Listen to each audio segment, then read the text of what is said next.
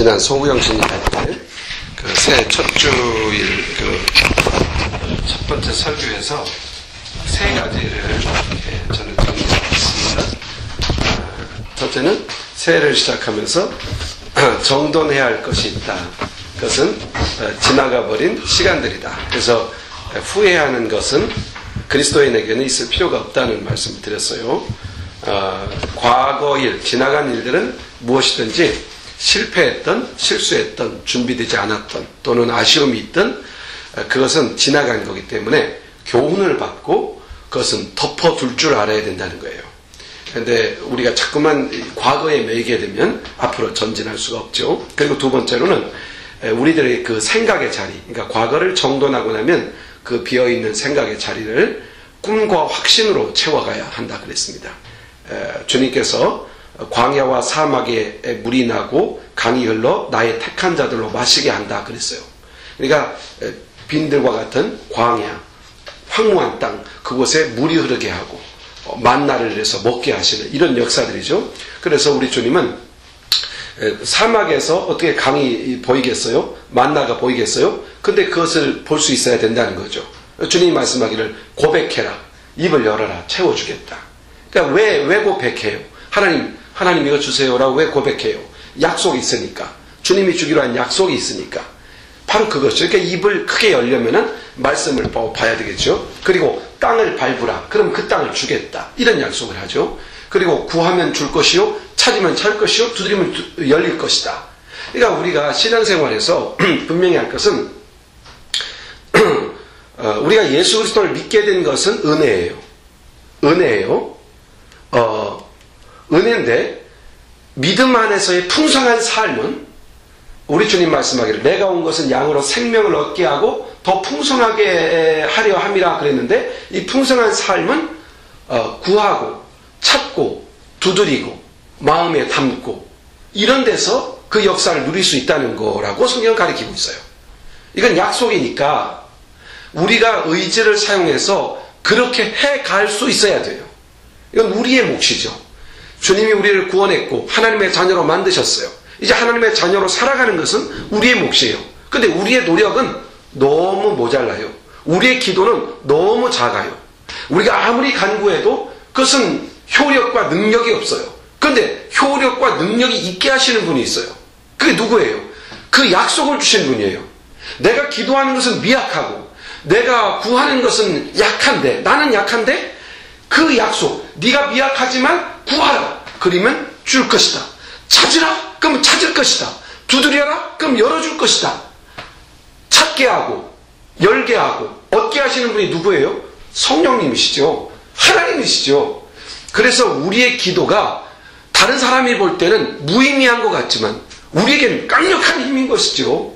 바로 그겁니다. 그러므로 지나간 시간들, 2012년에 지나갔던 모든 것, 그 시간까지는 다 넘겨버려야 돼요. 손을 탁 놔버려야 돼요. 슬픔도 기쁨도 아픔도 행복했던 것도 오늘을 있게 하기까지의 과정에 필요했던 것들이에요. 이제 그 과거에서 우리가 얻을 것은 교훈만 받으면 돼요. 그리고 이제는 우리가 꿈을 꿔야 돼요. 시련을 겪었다면 그 시련 속에서 받은 교훈을 가지고 꿈을 꿔야 돼요.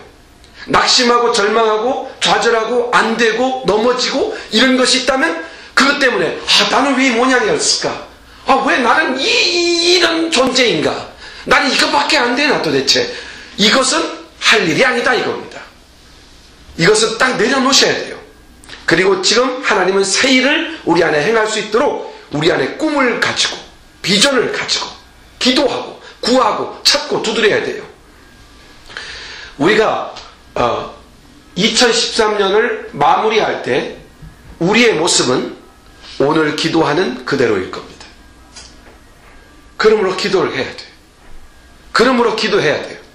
자, 그리고 또 하나는 새해에는 하나님께 기쁨을 드리는 그런 삶을 살아야 되겠다 그랬죠. 그래서 그 기쁨을 드리는 삶, 하나님이 가장 기뻐하는 것은 예배라고 그랬어요.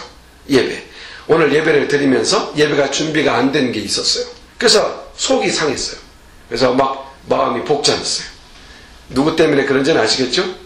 예배 시간에 딱 준비되어 있어야죠. 10시, 11시 반에 예배 드리면은 그때까지 정성을 다해서 준비해야 될 거예요. 자, 그렇지만 얼른 주님 앞으로 마음을 돌렸어요. 하나님, 나의 예배를 받으시고, 부족하고 연약하지만 우리 예배를 받으시고, 하나님 앞에 드리는 예배가 소중해야 돼요. 얼른 마음을 돌려서 우리 하나님 받으실 수 있도록 예배해야 돼요. 오늘 말씀을 들으면서도 마음을 단데 두었다가 얼른 돌이켜서 하나님 앞에서 말씀을 받으려고 하면 돼요. 돌이키면 그때가 늦은 것이 아니라 가장 빠른 것이죠. 그래서 하나님 앞에 온전한 예배를 드려야 돼요. 이게 가장 값진 예배예요. 그리고 우리 하나님은 예배를 기뻐하시고, 그리고 우리가 하나님의 자녀다워지는 것을 기뻐한다고 그랬어요. 성품, 언어, 인격, 삶의 습관이 하나님을 닮아가는 거죠. 얼마나 후회스러워요. 생각해보면 왜 내게는 이렇게 하나님의 모습이 없을까? 왜 내게는 아직도 이렇게 모자란가? 이런 마음이 있잖아요. 이 마음을 갖고 하나님 앞에 돌아와서 하나님, 저는 하나님 자녀로 살기 원합니다 하고 하나님 말씀을 펴고 씨름하는 것, 우리 하나님 그걸 기뻐하세요. 얼마나 성숙했느냐, 얼마나 높이 성숙했느냐, 이것보다도 더 주님은 관심을 갖는 것이 오늘 비록 넘어지고 쓰러졌지만 일어서서 하나님의 자녀로 서고자 하는 이런 거룩한 의지를 지금 가지고 있느냐. 우리 하나님 그걸 너무너무 기뻐하신다는 얘기예요. 그리고 더 나아가서 우리 하나님께서는 자꾸만 뭐 하는 걸 좋아해요? 우리와 토킹하는 거 좋아한다고 그랬죠. 우리와 대화하는 걸 아주 좋아하세요. 누가 와서 말 걸어주면 얼마나 기분이 좋아요. 모르는 여행지 가서 막 헤매고 있을 때 내가 뭘 도와줄까요? 이렇게 물어본다고 얼마나 기분이 좋아요. 그렇죠. 우리 하나님은 자꾸만 자신에게 말을 걸어주시는 걸 좋아하시고, 대화하는 걸 좋아하시고, 우리의 사정을 이야기하고, 우리의 느낌을 이야기하고, 우리가 갖고 있는 형편과 상황들, 여건들을 자꾸만 대화하는 걸 좋아하세요. 그리고 우리 하나님이 기뻐하시는 것은 사랑하는 것이에요. 사랑하며 사는 것. 사랑하며 사는 것. 우리 하나님을 사랑하는 게 예배라고 한다면 이웃을 사랑하는 것은 선행이에요. 착한 일을 하는 거예요. 가족에게 착한 일을 하고, 이웃에게 착한 일을 하고, 친구들에게 착한 일을 하고, 그리고 또 하나님 이웃을 사랑하는 최고의 일은 복음을 전하는 일이라고 했어요. 자, 그렇게 지난 송구영신 예배 때 드린 말씀을 간략하게 다시 한번 요약해 봤습니다. 미국의 유명한 현대신학자 중에 하비 콕스라는 사람이 있어요. 이 사람이 현대교회의 유형, 좀 지난 학자입니다마는 그 당시 관점에서 이 현대교회의 유형을 세 가지로 분류를 했어요. 아주 재밌게 분류했는데, 첫째는 출애굽기 같은 교회가 세상에 있고, 또 하나는 시편과 같은 교회가 있고, 또 하나는 요한계시록 같은 교회가 있다. 다시 말해서 이 출애굽기 같은 교회는 세상을 정의와 자유로운 세상으로 만들려고 하는, 세상을 혁신시키려고 하는 그런 아주 외적 사역이 풍부한 교회다. 그리고 시편의 교회는 하나님 앞에 경건하고 온전한 예배를 드리려고 하는 정말 예배 중심의 교회, 감사와 찬양과 축제 예배를 드리는데 올인하는, 아주 집중하는 그런 교회의 유형이 있다. 그리고 또 하나의 유형은 새하늘과 새 땅, 그러니까 미래, 소망, 천국, 내세에 집중하는, 지나칠 정도로 내세에 집중하는 그런 교회, 종말론적 교회가 존재한다. 이렇게 세 가지로 분류를 했어요. 그러나 저는 이 하비콕스의 글을 보면서 이런 생각을 했어요.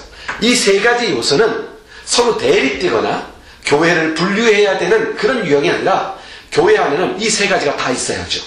교회는 세상을 변화시키고 새롭게 해야 될 책임이 있고, 온전한 예배를 통하여 하나님과의 깊은 영감과 삶의 충만함을 누려야 될 그런 것이 교회의 모습이며, 나아가서 이 세상 모든 것을 다 버리고라도 하나님 나라를 선택할 수 있는 내세적인 종말론적 신앙, 이 신앙을 가져야 되죠. 이 세 가지가 다 필요한 교회다, 이렇게 생각을 했습니다. 오늘 특별히 요한계시록이라고 하는 이 말씀 맨 마지막 부분에 21장, 22장을 펴서 읽었습니다. 여기에서 아주 중요한 교훈, 교회로서 갖는 새로움, 하나님의 나라를 구하는 새로운 새 땅을 바라보는 그 마음처럼 이 새해를 맞이해서 어떻게 우리는 새로움을 자꾸만 가지고 있고 이 새로움을 잃지 않을 수 있을까 하는데 포인트를 두어서 오늘 말씀을 나누려고 생각했습니다. 성경 66권의 맨 마지막 권이 요한계시록이죠.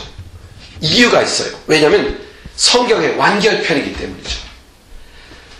성경의 결론은 뭐냐? 요한계시록이다. 이렇게 말해도 과언이 아니에요. 그럼 요한계시록은 22장으로 되어 있죠. 요한계시록 22장의 전체의 결론장을 찾으라 그러면 21장과 22장을 찾을 거예요. 바로 거기에 내용에 보면 핵심적 내용이 뭐냐면 새하늘과 새 땅이에요. 하나님의 나라죠. 새하늘과 새 땅. 인간이 타락했어요.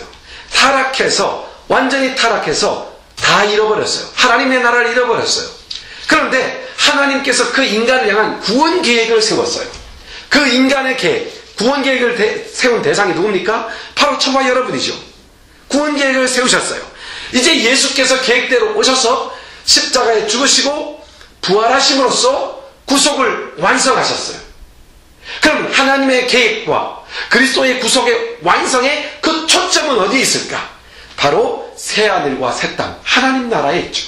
하나님의 나라를 우리에게 선물로 주시는데 그 초점이 있는 것이죠. 전도서 1장 9절로 10절에 보면 이런 말이 있어요. 해 아래 새 것이 없나니 무엇을 가리켜 이르기를 보라 이것이 새 것이라 할 것이 있으랴. 즉 세상에는 새 것이 없다 이렇게 말하죠. 정말로 이 세상에서는 무엇인지 딱 새 것이라고 나타나는 순간부터 새 것이 아니죠. 그렇죠? 새 것인 줄 알고 딱 새 것이라고 나타나는 순간부터 그 순간부터 새 것이 아니에요. 다 헛것이 되는 것이죠. 이 세상에는 새 것이 없어요. 이때 사람들은 새로움을 추구하잖아요. 신선함, 새로운 컨텐츠, 새로운 어떤 그 유행들, 새로운 노래들, 새로운 것을 막 찾아요. 사람은 새로움을 원해요. 새로움을 원하죠. 그 미국 속담 보면 그런 말이 있어요. 머리를 깎으면 하루가 상쾌하다. 하루가 행복하다. 그리고 새 자동차를 사면은 일주일이 행복하다. 그런지 모르겠어요. 그런데 새 자동차는 정말 행복해지는 건 사실 같아요.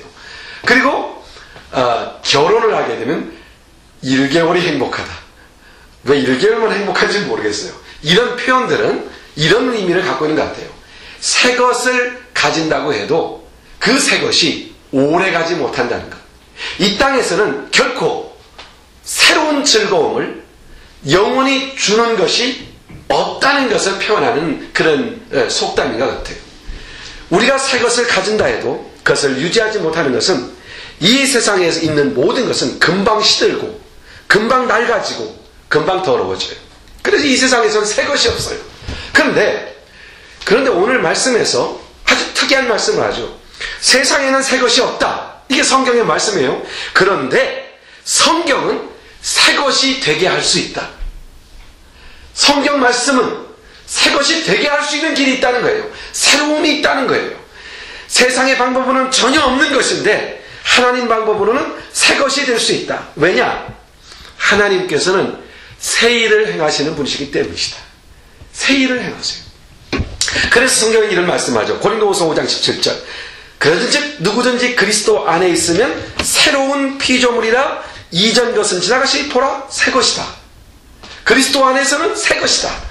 우리 겉사람은 날로 후패하나 우리 겉사람은 날마다 늙어지고 부패하고 늙어지지만 그러나 속사람은 우리의 영혼은 날마다 새롭도다. 자, 제가 어렸을 적에 참 재미있게 관심 있게 보았던 기억이 나는 게 있어요. 이게 뭐냐면 그 시내에 가면은 그 서산이라고 하는 시내에 가면은 철공소가 하나 있었는데 그러니까 일종의 대장간이죠. 거기에 가면은 뭘 파느냐면 노수로 만든 요강을 팔아요. 요강 뭔지 알죠? 옛날엔 시골에서 화장실이 먼 데 있어가지고 방 안에다가 쉬하는 통을 하나 두고 살았어요. 근데 그 요강을 노수로 만든 거 이렇게 팔아요. 근데 거기 가면 재밌는 게 있는데 여기저기서 주워온 고물들, 찌그러진 이렇게 노숫가락, 깨진 그릇 이런 것들을 이렇게 막 쌓아놔요. 근데 그걸 갖다가 어느 그 항아리 조그만 흙으로 만든 항아리에 넣고 막 달구면은 이게 녹기 시작해요. 그래서 하나로 뭉쳐져요. 그 시꺼멓게 이렇게 때가 묻었던 건지 아주 금색깔을 반짝반짝 내면서 이게 덩어리가 돼요. 그러면 그걸 다시 꺼내서 막 두드리고 또 다시 달궈서 막 두드리고 그러다 보면 어느새 그게 아주 훌륭한 금색깔 번쩍번쩍 나는 놋그릇, 놋수저, 놋요강 이런 것들로 만들어지는 거죠. 저는 그거 보면서 어렸을 때 참 신기했어요.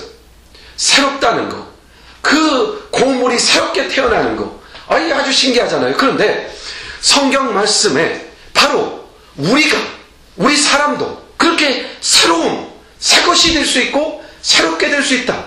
이 근거는 뭐냐?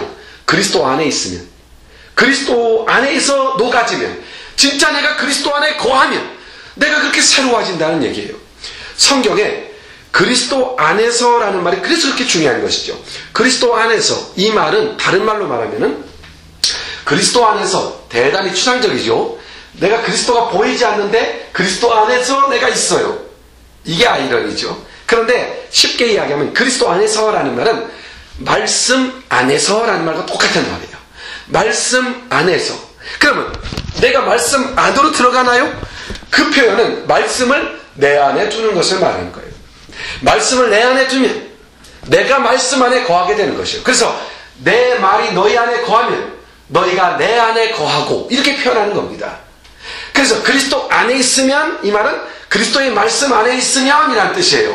그럼 그리스도의 말씀은 불과 같아서, 아까 놋새를 녹이는 불과 같아서 우리의 죄를 다 태워버려요. 우리의 부정적인 것을 다 태워버려요. 그래서 말씀을 읽고 말씀을 묵상하고 말씀을 듣는 이 예배가 중요하고, 또 개인적으로 큐티하는 게 중요한 것이죠. 말씀을 읽을 때 우리의 죄를 다 태워버려요. 그리고 말씀은 물과 같아서 우리의 영혼을 새롭게 하고, 물과 같아서 우리의 영혼에 생명력을 주죠. 마치 물된 동산과 같이, 아주 자연의 생명력이 풍요로움과 같이 우리의 생명력을 풍요롭게 해요. 그래서 사탄의 제일 전술이 뭐겠어요? 성경 읽지 마라. 성경 읽어도 대충 읽어라. 성경 읽고 기억하지 말아라. 이게 사탄의 전술인 거예요. 성경 말씀을 읽고 그 말씀을 마음에 두기만 하면 그 말씀이 우리의 죄를 완전히 녹여버리고 우리 안에 새로움을 일으키고 우리의 영혼을 신선하게 하고 우리에게 생명력을 주니까, 그 말씀이 그런 능력이 있다는 얘기예요. 그러므로 그리스도 안에, 말씀 안에 있으면 우리 안에 옛모습은 사그러들고 그리스도의 형상으로 새롭게 나타나서 하나님의 거룩한 새로운 피조물로 서게 되는 것이죠. 주석가 트렌치라고 하는 사람이 요한계시록을 주석하면서 이런 표현을 쓰는 걸 봤어요. 새것, 흰 것은 하나님 나라의 기본이다. 그러니까 우리가 읽은 이 요한계시록에 보면 이 새롭다는 new라는 단어가 엄청 많이 나와요. 새 땅, 새 하늘, 새 예루살렘, 새 노래, 새 이름, 그리고 이런 표현의 연장선상인 흰 돌, 흰 말, 흰 보좌, 이런 표현들이 많이 나와요. 자, 새 것에 대한 말씀이 요한계시록에 아주 함축적으로 녹아있죠. 오늘 첫 주일이고 하나님 앞에 드려지는 2013년 첫 예배 시작입니다. 새로운 예배죠. 새 예배, 새로운 삶의 예배, 새롭게 하시는 하나님의 은혜를 오늘 묵상해 보려고 하는 겁니다. 먼저 분명히 이걸 아셔야 돼요. 우리를 새롭게 하시는 분은 누구냐? 하나님이시다. 우리를 새롭게 하시는 분은 하나님이세요. 그래서 오늘 본문에 보면 이렇게 말씀하죠. 1절에 보좌에 앉으신 이가 가라사대, 누가요? 하나님이 친히 말씀하는 거예요. 보좌에 앉으신 이가 가라사대, 뭐라고 합니까? 보라, 내가 만물을 새롭게 한다. 누가 새롭게 합니까? 우리 하나님께서 새롭게 하세요. 자, 사단이 지배하던 옛 세계가 사라졌고, 그리고 하나님이 친히 주관하시는 새로운 세계가 열렸다는 것이죠. 예수께서 이 땅에 오심으로 모든 옛 것은 사라지고 새로운 역사가 시작된 겁니다. 그러면 이 새 역사는 어떻게 이루어지느냐? 말씀으로 이루어지죠. 새 역사는 말씀으로 이루어져요. 그래서 예수님께서 마가복음 1장에 보면은 예수님이 오셔서 말씀을 가리킬 때 사람들이 이렇게 표현해요.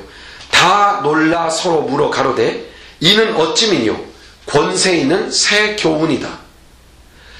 다시 말해요. 새로운 교훈이다. 이 말은 이전에 없었는데 새롭게 이해되는 거예요. 이전 사람들과 같지 않아요. 예수님께서 새로운 것을 우리에게 말씀으로 주시죠. 그 말씀이 우리를 새롭게 하는 것이죠. 예수님께서 이루신 보혈, 그 새 언약, 보혈로 이루신 새 언약, 그 언약의 말씀, 이 말씀이 우리를 새롭게 하죠. 옛날 구약의 약속은 뭡니까? 눈을 헤아렸으면 눈으로 갚아라. 이를 헤아렸으면 이를 빼버려라. 오른뺨을 이렇게 계산이 분명하죠. 그런데 주님께서 새로 준 계명은 뭡니까? 오른뺨을 때리면 왼뺨까지 돌려대라. 예, 왼뺨까지 돌려대라 하니까 이렇게 제스처 하네요. 이렇게. 지금 제가 하는 순간 오른뺨을 때리면 왼뺨도 돌려대라. 그러니까 제스처가 나와요. 동의하는 거죠. 자, 그래요. 또 어때요? 2km만 같이 가자라고 부탁하면 4km까지 같이 가줘라. 어? 내 겉옷을 달라 하면 속옷까지 아예 사서 입혀줘라. 이 주님의 원칙이죠. 자, 이런 새로운 계명, 사랑으로 여는 새 계명을 우리 하나님께서, 우리 주님께서 우리에게 주셨어요. 헬라어에서 이 새롭다라는 단어가 두 가지로 사용돼요. 새롭다라는 단어가 하나는 카이노스. 카이노스라는 단어는 카이로스에서 온 거예요. 카이로스라는 것이 시간이거든요. 카이노스라는 것이 새로움이에요. 그 다음 또 하나는 네오스라는 단어가 쓰여요. 그런데 카이로스라는 단어가 쓰일 때와 네오스라는 단어가 쓰일 때 이 새로움의 뜻이 전혀 틀립니다. 이 카이노스라는 말은 시간적으로 새롭게 주어지다라는 뜻이에요. 그러니까 새로운 시간, 새해를 맞이하였다 이는 뭐예요? 이 카이로스를 받은 거죠. 그래서 이걸 카이노스라고 그래요. 새로운, 카이로스. 새로운 시간이라는 얘기죠. 그리고 이 네오스라는 단어는 새로운데 어떻게 새로운 거냐면 본질적으로 새로워진 거예요. 본질적으로. 그래서 하나님께서 만물을 새롭게 하시는 것은 시간을 돌려놓는 것이 아니라, 그래서 새로운 시간을 주는 것이 아니라 삶의 질을 바꿔놓는 새로움이에요. 삶의 질. 그러니까 우리가 주어진 삶을 똑같이 살아요. 오늘 우리 서영이가 바이올린을 했어요. 그냥 좀 바이올린을 하라고 하니까, 예배 시간에 바이올린이라도 하라고 하니까 그냥 억지로 하기도 하고, 또 재밌어서 하기도 하고, 하라니까 그냥 하기도 하고, 사람들이 많으면 사람들 보라고도 하기도 하는데 사람들이 적으니까 그냥 이걸 해야 되나 말아야 되나, 해야 되니까 해야 되죠. 그런데 오늘 바뀌었어요. 어떻게 봐? 하나님이 내 바이올린 소리를 듣기 원하신다. 나는 우리 하나님을 기쁘시게 하기 위해서 오직 하나님만을 바라고 하나님 앞에서 하나님을 위하여 바이올린을 킨다. 그럼 뭐예요? 이게 바로 네오스인 거예요. 새로워진 것이죠. 시간이 새로워진 게 아니라 본질이 새로워진 것이죠. 하나님 앞에 예배드릴 때 주일날이면 하나님 앞에 와서 1시간 예배 자리에 앉아 있어야지, 그러던 사람이 어느 날 은혜를 받아서 하나님 앞에 드리는 찬양을 온전히 드리고, 기도 시간에 전념으로 찬양, 기도하고, 말씀을 듣을 때 귀를 기울이면서 주님의 음성을 듣기 시작하고, 이러면 어떻게 됐어요? 이게 네오스예요. 새로움이에요. 예수님께서 니고데모를 만나 거듭남에 대해서 말씀하셨을 때 이 거듭남도 어머니 뱃속에 들어갔다가 다시 태어나는 이런 카이노스의 개념이 아니라 본질적으로 새로워지는, 재탄생되는 네오스의 개념이라는 얘기죠. 거듭남은 네오스입니다. 새해는 이 질적으로 새롭게 거듭나는 경험들이 우리 안에 있는 한 해가 되었으면 합니다. 하나님은 그 일을 행하십니다. 두 번째로, 이 새로움은 새로움을 이루시는 분은 하나님이신데, 이 새로움은 본질적으로 어떤 의미를 갖냐면 하나님 나라가 우리에게 임하는 것이 새로워지는 것이에요. 새로워진다 이 말은 하나님의 나라가 우리에게 임하는 것이죠. 그래서 오늘 2절에 보면 이렇게 말씀합니다. 내가 봄에 거룩한 성 새 예루살렘이 어디로부터? 하나님께로부터 하늘에서 내려오니. 그렇죠. 새로움은 내려오는, 하나님 나라가 내려오는 것입니다. 우리에게 임하는 것이죠. 처음 하늘과 처음 땅은 없어지고 새 예루살렘이 하늘에서 내려왔다. 세상 나라는 다 사라지고 새 나라가 도래한, 찾아온, 임하는 그런 장면이 묘사되고 있는 것이죠. 예수님의 가르침의 주제가 그래서 하나님의 나라의 임함입니다. 이게 주님의 가르침의 핵심이에요. 하나님의 나라가 임하였다. 예수님의 첫 선포가 뭡니까? 회개하라, 천국이 가까웠느니라. 그리고 예수님이 부활하신 후에 40일 동안 이 땅에 머무셨어요. 왜 머무르셨을까요? 머무신 이유를, 그가 하신 일을 보면 알죠. 왜 머무르셨을까요? 하나님의 일을 말씀하셨다 그랬어요. 그러니까 40일 동안 머문 이유도 하나님의 나라를 가르쳐주기 위해서예요. 그러면 예수님의 3년 동안의 공생애, 이 땅에서 생애, 3년 동안 사셨던 기간은 있었던 목적이 뭘까요? 이 땅에 세상에 오셔서 공생애를 이루신 그 목적이 뭘까요? 성경은 하나님의 나라가 이 땅에 이루어지게 하는 것이었다고 가르치고 있습니다. 그래서 우리 주님은 주기도문에서 그의 나라가 이 땅에 임하옵시며 라고 기도하게 하신 것이죠. 예수 그리스도의 오심은 하나님의 나라가 이 땅에 임하시게 하는 놀라운 사역과 목적을 가지고 우리에게 오셨던 것입니다. 장차 우리는 하나님의 나라를 맡게 될 거예요. 분명히 우리는 다 하나님 나라에 들어갈 것입니다. 그리고 그 나라를 들어가서 그 나라의 영생을 누리게 될 것입니다. 그러나 지금 우리는 세상에 있죠. 예수님께서 승천하시기 직전에 제자들이 다급하게 예수님께 물었어요. 세상 나라, 이스라엘 나라가 언제 임합니까? 라고 물었어요. 지금 아직까지 세상 사람들은 나라의 개념이 하나님의 나라가 아니라 세상 나라를 보고 있었던 것이죠. 그때 예수님께서 동문서답 같은 대답을 하세요. 엉뚱한 대답 같은 대답을 하세요. 성령이 너희에게 임하시면 너희가 권능을 받고 예루살렘과 온 유대와 사마리아와 땅 끝까지 이르러 내 증인이 되리라. 이게 말이 되는 겁니까?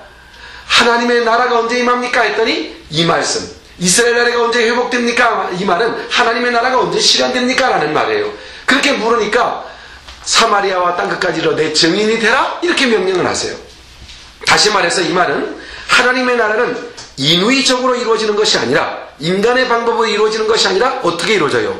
복음이 증거됨으로. 복음이 증거됨으로.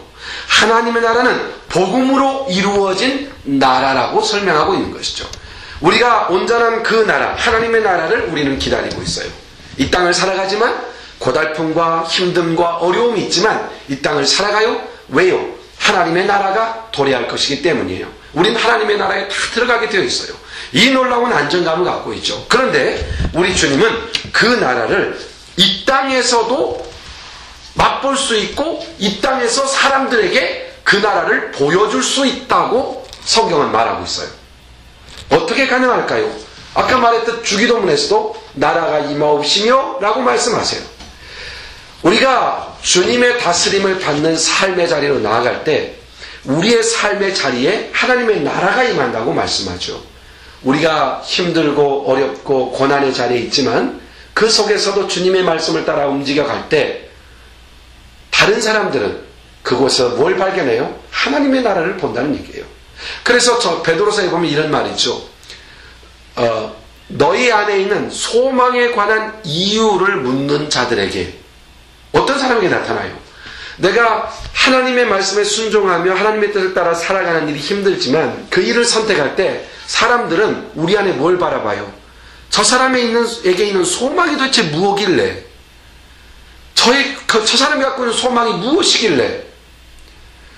우리 그리스도인들은 특별히 더 노력해야 될 것 같아요. 왜냐하면 이번에 이제 연말이 되어서 많은 사람들이 기부를 하잖아요. 그런데 무명의 기부자들도 있고 또 자기의 이름을 내세워서 기부하는 사람도 있었어요. 어떤 사람들이 이런 얘기죠.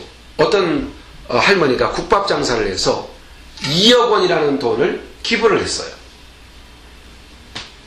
자, 그때 기부할 때 뭐라고 했냐면 이것을 통해서 후학들에게 공부를 열심히 하고 훌륭한 사람이 되게 한 것, 이것이 내 소망이다 그랬어요.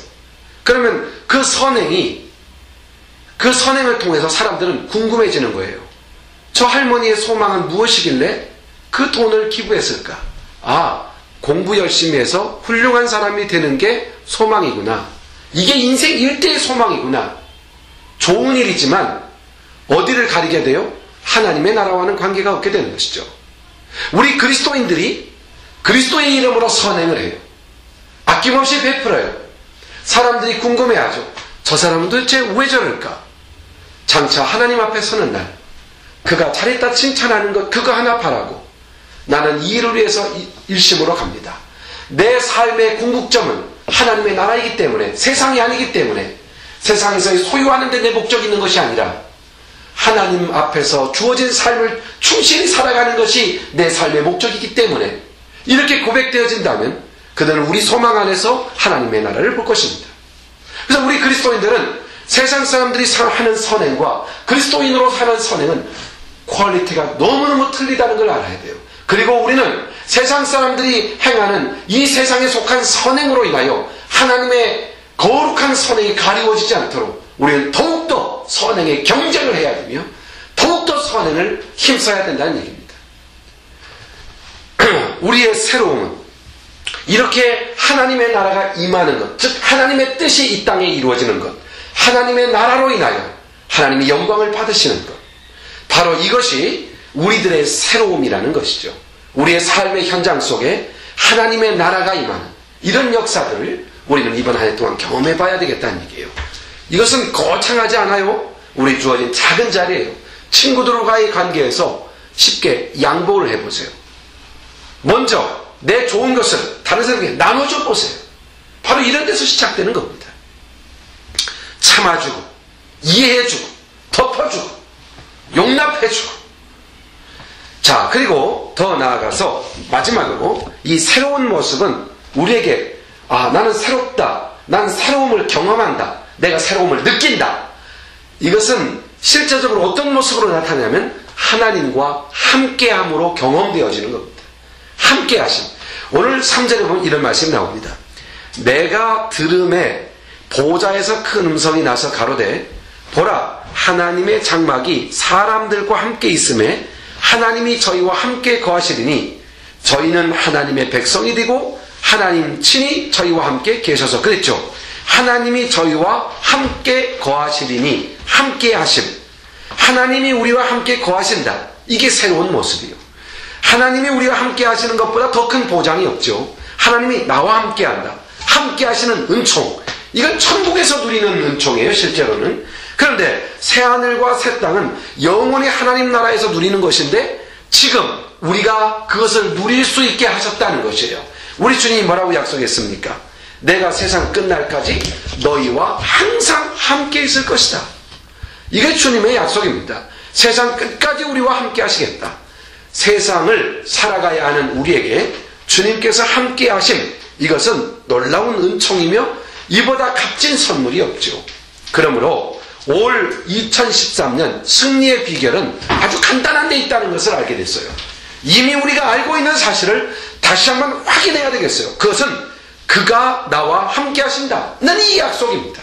그가 나와 함께 하신다. 그러면은 그가 나와 함께 하신다는 이 약속을 가진 우리는 어떻게 해야 됩니까? 그가 나와 함께 하신다는 약속을 믿어야죠. 어떤 상황에서는 믿어야 돼요. 그리고 그와 동행을 받아들여야 돼요. 그와 함께 하심을 받아들여야 돼요. 나도. 그래서 내가 스스로 그와 함께하는 법을 익혀가야 돼요. 동행하는 삶을 살아가는 것이죠. 그러면 동행이 뭘까요? 함께하는 삶이 뭘까요? 동행은 소통이 있는 관계라고 말해요. 서로 통하는 것이죠. 그러면 주님과의 소통은 뭘까요? 기도죠.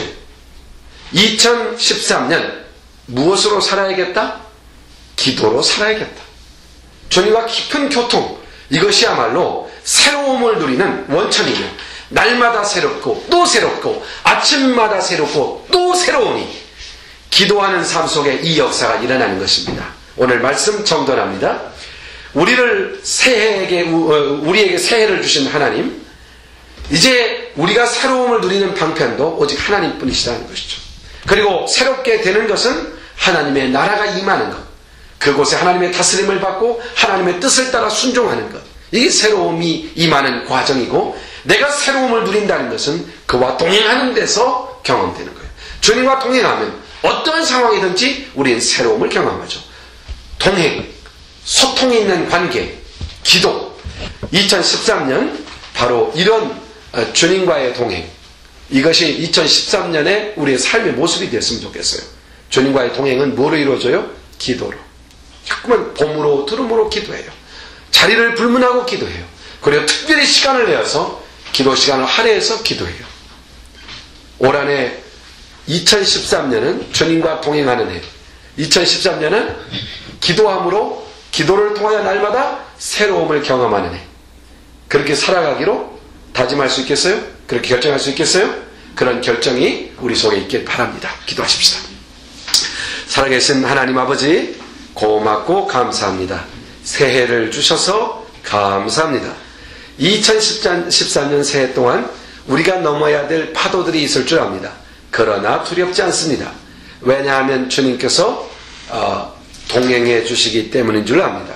이 동행을 우리가 경험할 수 있는 길은 기도라고 하는 사실을 알았습니다.